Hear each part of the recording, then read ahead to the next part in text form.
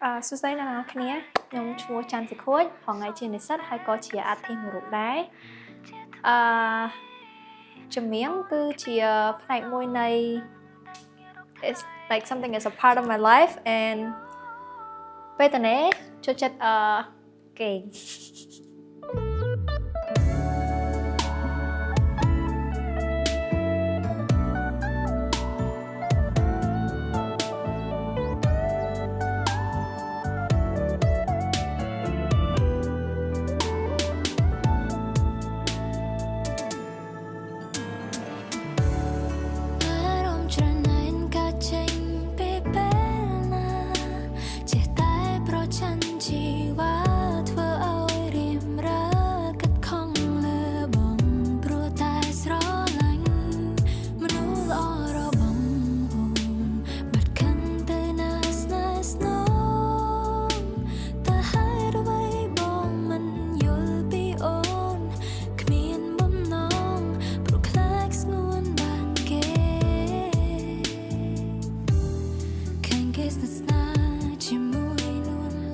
ពេលដែលខ្ញុំ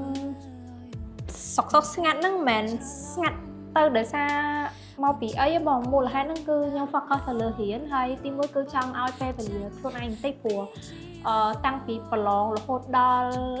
ពេលដែលខ្ញុំសម្រាប់ពេលដែលខ្ញុំឈប់ហ្នឹងគឺមួយបុកហ្នឹងគឺខ្ញុំអត់មានពេលសម្រាប់ឲ្យខ្លួនឯងសោះហ្មងគឺគាត់តែពីធ្វើការរៀនអញ្ចឹងក៏ដក clear ដើម្បីរៀនយកពេលមករៀនសិនទៅហើយនៅសល់ទុកពេល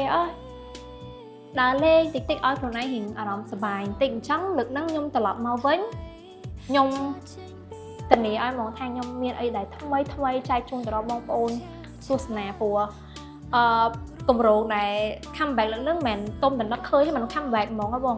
plan យូរហើយតាំងពីពេលសម្រាប់ហ្នឹងមកតាំងពីពេលស្ងាត់ហ្នឹងមកហ្មងគឺ plan ថាអូគូធ្វើមិនពេលដែលមកវិញចង់ឲ្យបងប្អូនមានអារសជាតិថ្មីដែលជាខ្ញុំណាជាខ្ញុំហ្មងខ្ញុំគាត់ថាឲ្យបងប្អូនទាំងអស់នេះឃើញ color ប៉ិតនៃខ្ញុំហ្មងអញ្ចឹងកុំភ្លេចចាំមើលទាំងអស់គ្នា